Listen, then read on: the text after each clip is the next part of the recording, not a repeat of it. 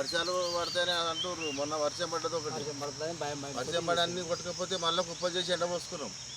అట్లా నాశనం అయిపోయింది మొత్తం. ఈ ప్రభుత్వం వచ్చి అడ్లు లారీలు వస్తలేవు, అడ్లు వస్తే సద్దులు లేవని మరి 15 రోజులు ఆపారు, వారదాలు లేదని అట్లా ఆపారు. కలెక్టర్ వచ్చిండు, కలెక్టర్ వచ్చి తెల్లారి సంచులు వచ్చినాయి. సంచులు వచ్చి ఒకటే లారీ నింపారు అడ్లు. ఇప్పుడు మేము రాత్రి వాగారు ఉపాసం చచ్చుడు 6 నెలలు బురదల బుక్కి పొలాల పోటీ కరెంటు. దాదాపుగా మీరు ఇక్కడ వరి కోసి ఎండబెట్టి ఎన్ని రోజులు అవుతుంది? ఇప్పటి వరకు 4 నెలల 25 తారీఖు నాడు కోసాము, తెచ్చిన కోసినాము. ఇక 25 తారీఖు అంటే నెల అయిపోయింది. ఇక్కడికి ఏ ఒక్కన్న అధికారి వచ్చి మిమ్మల్ని ఇప్పుడు కూడా రాలేదు. ఇప్పుడు వచ్చాం సార్. కాంటా తూకం వేయడంలో గిట్లా ఎలాంటి? కాంటా తూకంలో కూడా 42 కిలో 200 గ్రాములు ఎక్కేస్తాము. మరా అదే తరుగు తేమ ఎంత తీస్తా ఉన్నారు? తీసుకోండి, రశ్మిలు పోయినాక కిలోన్నర మర తీసుకోరా. ఇది కుమ్మకాయ ఇల్లాలు.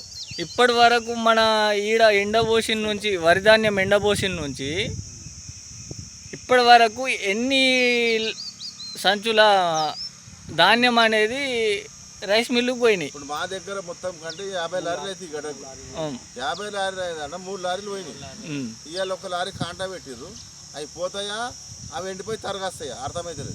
ఇప్పుడు అకాల వర్షం వస్తే మీ పరిస్థితి ఏంది? పరిస్థితి ఏమది ఏమన్నా ఇష్టం దాకా సాగవచ్చింది. గత ప్రభుత్వం బాగుండేనా లేకపోతే కాంగ్రెస్ ప్రభుత్వం బాగుండేనా? కాంగ్రెస్ ప్రభుత్వంలో గట్టమ్మకుండా చెట్టమ్మకుండా రైతు బంద్ వేసిండ్రు టైంకు. ఆ రైతు బంధు ఉంటే మా అమలలోకి ఇచ్చుకున్నాము. ఇప్పుడు అమలలోకి ఇస్తామని పైసలు లేవు, కొత్త మిషన్ పైసలు లేవు. మా పరిస్థితులు అంతా ఆగం ఉన్నది మొత్తము. ఈ రైతులు మేము బతకనిస్తలేడు రేవంత్ రెడ్డి వచ్చి నుంచి. మొత్తం ఘోరం పరిస్థితులు ఉన్నాయి. ఇప్పుడు మొత్తానికైతే లారీల సమస్య ఉందంట. లారీ అంటే లారీలు లేవు, ట్రాక్టర్లు ఇట్లా మీ సొంత వెహికల్ పెట్టుకున్నట్టు మాకు సమాచారం ఉంది, అది వాస్తవమేనా? సొంత వెహికల్ పెట్టుకుంటారు, ఇవ్వంటుండే చిట్టి అంటుండు, సబ్సిడీలు ఇవ్వమంటారు పట్టుకున్నారు. లారీలు తెస్తలేరు. మా సంత కొన్ని ఎవరైనా బతికినట్టు పెట్టుకుందామంటే సబ్సిడీ ఇవ్వమంటారు. అట్లా బాధ పెడుతారు. అప్పుడు సబ్సిడీ ఇవ్వకపోతే అడ్లు రావా, పైసలు పడే. ఓన్గా బయటానికి అమ్ముకుందామంటే ఆడు తెగిపోతాడు. మనం కుడితే 3 దళారులకు అమ్మకుండా కాంగ్రెస్ ప్రభుత్వం కొనుగోలు వద్దనే నేరుగా వరి ధాన్యం కొనుగోలు ఏర్పాటు చేస్తున్నామని మన మెదక్ ఎమ్మెల్యే మైనంపల్లి రోహిత్ ఇప్పటి వరకు ప్రజా సమస్యల పరిష్కారం కోసం నేను ఎప్పుడూ కృషి చేస్తా అని అంటూ ఉంటున్నాడు. ఆడ మెదకలే అంటుడు, మండలికి వస్తలేడు, సెంటర్కి వస్తలేడు, కాలనీ కూర్చుని అంటున్నావు. ఇప్పుడు మండల వ్యాప్తంగా చూస్తే ఎక్కడ చూసినా రైతన్నల పరిస్థితి అగమ్య గోచరంగా ఉంది పరిస్థితి. అయితే రైతుల దగ్గరకు వస్తారు, రైతుల దగ్గర మీరే వచ్చి అలా ఊళ్ళు రాలేరు. రైతుల దగ్గర వచ్చి సెంటర్ మీద అట్లా చూస్తే అర్థమవుతుంది. వాళ్ళు ఏసీ కాలంలో రోడ్డు మీద చూసి హలో కావాలి ఇది పెట్టాలి అని చెప్తారు. అది చెప్పిన పని ఓన్ చేస్తారు. ఇంకో విషయం ఏంటంటే గన్ని బ్యాగులు మీ అంతటా మీరే తెచ్చుకుంటున్నారా లేకపోతే వాళ్ళ అవసరాన్ని బట్టి తీసుకొస్తున్నారా? గన్ని బ్యాగులు కిరాయి ఇచ్చి ఆటోల మీద ఒక్కొక్క ఎన్ని మనిషికి 400 300 ఇస్తే దానికి సంచికి రూపాయి ఇచ్చి ఆడికి తెచ్చుకుంటున్నాం. మేమే ఏడికి ఇచ్చే తాగు మీకు. ఇప్పుడు మీరు ఏమంటున్నారు? ధాన్యం కుప్పలు తీసుకుపోవడంలో ధాన్యం కుప్పలు తీసుకుపోవడంలో ప్రభుత్వం విఫలమైందని నేను అంటా ఉన్నాను. మీరంటా విఫలం కాదు, చాలా ఘోరంగా రైతులను బాధ పెడుతున్నారు. ఏది లేకుంటే ఇప్పుడు మాకు రూపాయి లేకుండా చేతులు ఉంది, మేము బిచ్చమాడుకునే గతి ఉంది. ఇప్పుడు రైతు బంధు ఇస్తాను, రైతు బంధు వేయలేడు. 1 ఎకరాకి వేసిండు, 10 ఎకరాలు 5 ఎకరాలు వేస్తాను, అదే వేయలేడు. పేరు చెప్పిండు ఎకనామిటిక్లా. మరి మీరు అధికారులను కానీ ప్రజాప్రతినిధులను కానీ అడిగిన సందర్భాలు ఏమైనా ఉన్నాయా? మా మండలం ఏముందండి, ఇప్పుడు మా పాపర్పేట మండలం లేవల్లా మెదక్ జిల్లాలో పాపర్పేట మండలం లేవల్లా మైదాపల్లి గెలిచిండు. సర్పంచులు వాళ్ళే అంతా వాళ్ళే. ఈ లెక్కలకు ఏం చేస్తారో దేవునికి గుర్తు మాకు తెలియదుగా. మమ్మల్ని రైతులు మాత్రం మబ్బై పెట్టేస్తారు, ఏదో మాటలతో మబ్బై పెట్టేస్తారు, నాశనం చేస్తారు. వడ్లన్నీ నాశనమై ఎండిపోయి ఇప్పుడు 13% 12% వస్తున్నాయి. మాకు అందులో ఏం లాభం ఉంటుంది? 10 కూడా వస్తేనే ఏం లాభం ఉంటుంది మాకు. మొత్తం బుర్ర అయిపోతుంది. మంచి అడ్లు తరుగు లేవు, రోగాలు పడలేవు, మంచి పంట పండింది. పంట పండినాక వీళ్ళు పబ్లిక్ను ప్రభుత్వం నాశనం చేస్తుంది మొత్తం. ఏం చేస్తామా లాస్ట్కు?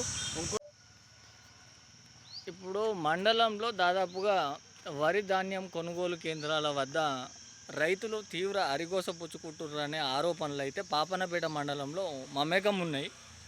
ఇప్పటి వరకు మీరు ధాన్యం ఎంత సేకరణ చేశారు?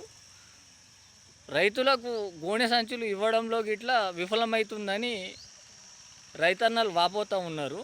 దానిపై మీ స్పందన ఏంది?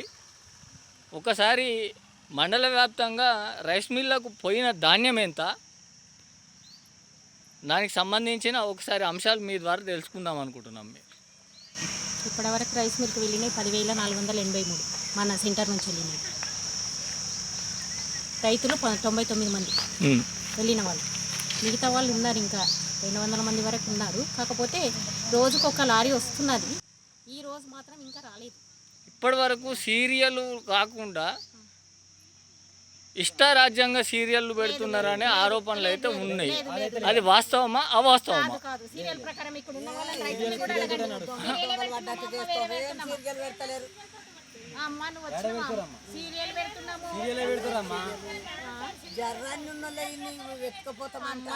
పెట్టకపోతే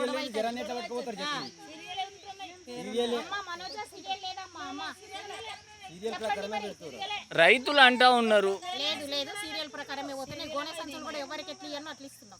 టార్పిన్లు ఇవ్వలేదని ఒక ఆరోపణ ఉన్నాయి, ఇచ్చేసాం, వచ్చినాయి ఇచ్చిన వాళ్ళకి అందరికి ఇచ్చినాం. ఇప్పుడు ధాన్యం కొనుగోలు వేగవంతం చేయాలని మెదక్ ఎమ్మెల్యే మైనంపల్లి రోహిత్ తీవ్రంగా కలెక్టర్కు కానీ ఉన్నతాధికారులకు కానీ మండలంలో పనిచేస్తున్న ఐకేపీ సెంటర్ల వద్ద అధికారులకు కానీ తీవ్రమైన కఠిన ఆదేశాలు జారీ చేసిర్రు. అది జారీ చేసినప్పటికీ ఇట్లా రైతులను ఇప్పటి వరకు రైతుల పట్ల ఎలాంటి చర్యలు లేవని రైతులు వాపోతూ ఉన్నారు. దానిపై మీ స్పందన ఏంది? అసలు రైతుల పట్ల కాంగ్రెస్ ప్రభుత్వం వ్యవహరిస్తున్న తీరు శైలిపై మీరు ఒకసారి పూర్తి స్థాయిలో వివరంగా చెప్పాలని మేము కోరుకుంటున్నాం. ఇప్పటివరకు అయితే టార్పాలిస్లో అన్ని వాళ్ళకి ఇస్తున్నాము, నింపిన సంచులకు వేసుకోవడానికి. బార్దాన్ కూడా ఎవరు సీరియల్ ప్రకారం ఇస్తున్నాం ఇప్పటివరకు అయితే. లారీల కొరత అంటూ ఒక సమస్య ఏర్పడుతుంది.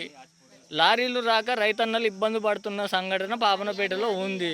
అది ఎంతవరకు వాస్తవం అవాస్తవమా? అది ఒక్కొక్క లారీ పంపిస్తున్నాడు, కాకపోతే మళ్ళీ లారీ పోయి మళ్ళీ లారీ రావడానికి అక్కడ సీరియల్ ఉంది అని చెప్తున్నారు. కాంటా వేయడంలో నిర్లక్ష్యం ఎందుకు వహిస్తూ ఉన్నారు? ఇప్పటి వరకు పాపన్నపేట మండలంలో దాదాపు ఓన్లీ పాపన్నపేటలో దాదాపుగా 55,000 ఎకరాల పంట పొలాలను తీసుకొచ్చి ఐకేపీ సెంటర్ల వద్ద ఎండబోసిన వరిధాన్యాన్ని ఇప్పటి వరకు రైతుల పక్షాన ఉంటానన్న ప్రభుత్వం వడ్లు కొనలేనటువంటి పరిస్థితి పాపన్నపేటలో చోటు చేసుకుంది. అది ఎందుకు చోటు చేసుకుంది, దానికి సంబంధించిన అంశాలు పూర్తి కథనంలో కావాలి. కాకపోతే రోజు కూడా కాంట నడుస్తూనే ఉంది, రోజుకొక లారీ పోతుంది. ఇప్పటివరకు అయితే పంపిస్తున్నాం.